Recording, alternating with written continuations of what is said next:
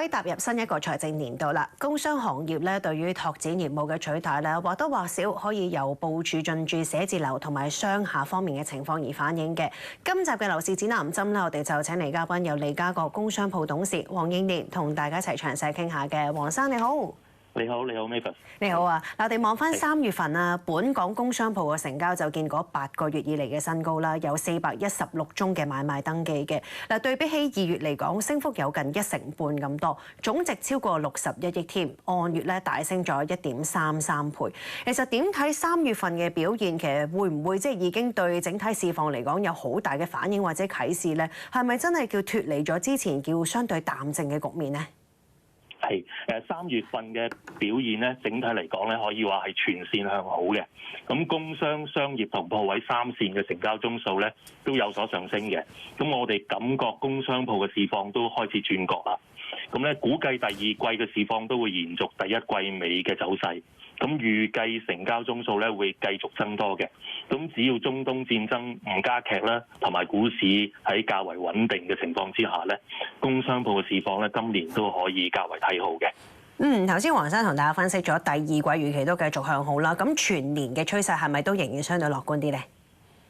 全年嘅趨勢咧就應該都冇問題，因為今年我哋覺得應該都走出個陰霾㗎啦。因為見到啲成交咧就明顯工商鋪三飯咧都全線都向好。咁我哋同啲買家溝通咧都感覺佢哋對後市都有一定嘅信心嘅。好啊，咁我哋又用分項嚟到同大家比較下，例如甲級寫字樓啊、同商廈等等，登記有85宗嘅，算唔算即係可能個情況嚟講未算係咁理想咧？嗱，總價值就升咗4.6倍啦，又會唔會集中喺某一啲個案？又主要係邊一啲交易帶嚟？可唔可以同大家舉啲例子分析下咧？可以嘅。咁商廈嘅買賣方面咧，3月份嘅登記情況咧係較為反覆中靠穩嘅。咁按月升咗2成1啦。咁3月份嘅買賣咧有85宗嘅，比起2月份70宗咧就上升咗15宗嘅。咁至於3月份嘅買賣登記總值咧有34億左右嘅，咁創咗近3個月以嚟嘅新高。咁主要係有幾宗數億元銀碼嘅大額商廈登記所致嘅。咁其中包括咗有一棟西營盤嘅酒店，全棟成交咗4億左右成交啦。咁尺價咧只係7000幾蚊尺啫。咁另外咧就仲有呢個黃竹坑香業道位華匯有10層寫字樓，沽出咗8.38億左右嘅。咁尺價都大概係7000幾蚊一尺。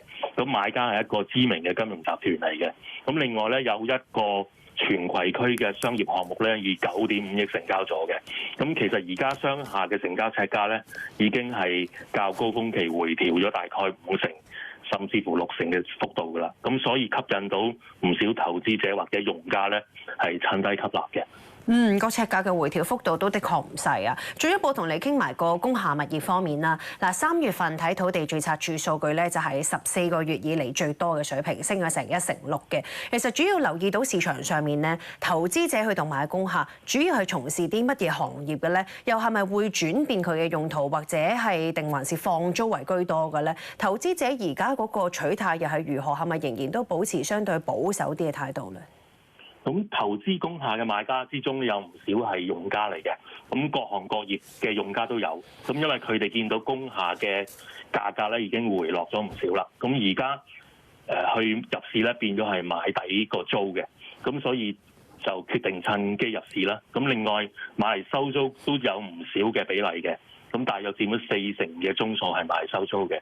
咁當然佢哋投資工廈嘅取態咧仍然係維持保守嘅態度啦，買嘅面積可能唔會買過大嘅面積，咁最多只係買入夠自己用嘅面積就算㗎啦。咁等待市況持續向好咧，至增購多一啲單位或者面積嘅。咁我哋傾完工廈物業方面啦，最後又傾埋商鋪方面啦。嗱，上個月睇嚟咧就大約100宗嘅成交嘅。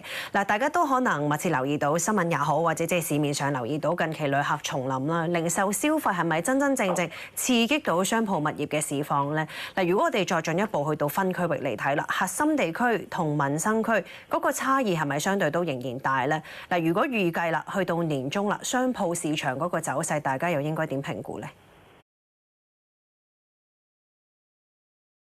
咁而家鋪位成交多數係以收租回報較高，有穩陣嘅大品牌租客或者有鐵約嘅租客為主嘅。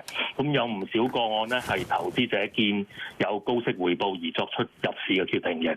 咁有一啲咧係自己交開租做緊租客嘅，就向業主買翻自己租緊嘅物業。咁好似有唔少護老院舍咧都係作出一啲類似嘅決定嘅。佢哋覺得而家係自治院舍難得嘅機會咧，所以由租轉買嘅。咁鋪位買賣成交咧都係民生區表現較為突出嘅。租務咧成交咧就係以呢個旅遊消費區表現較好嘅。咁我哋見到一啲藥妝店咧確實有擴充嘅情況嘅。咁我哋亦都促成咗一啲呢類嘅物業嘅成交。咁其實咧，與其話佢哋喺一啲藥妝店咧，不如可以話佢哋係同生活所需相關嘅百貨行業啦。咁旅客一入到去咧，可以一站式咁買到佢哋好多佢哋嚟香港旅遊希望買到嘅貨品嘅。咁其實入到呢一類所謂嘅連鎖藥妝店咧，咁貨品係包羅萬有嘅，故此呢一類嘅藥妝店所需嘅面積係越嚟越大嘅。咁好似有一啲例子，見到一啲連鎖藥妝店租入或者需求嘅面積係過萬尺嘅，呢一樣係佢哋呢個行業發展嘅趨勢嚟嘅。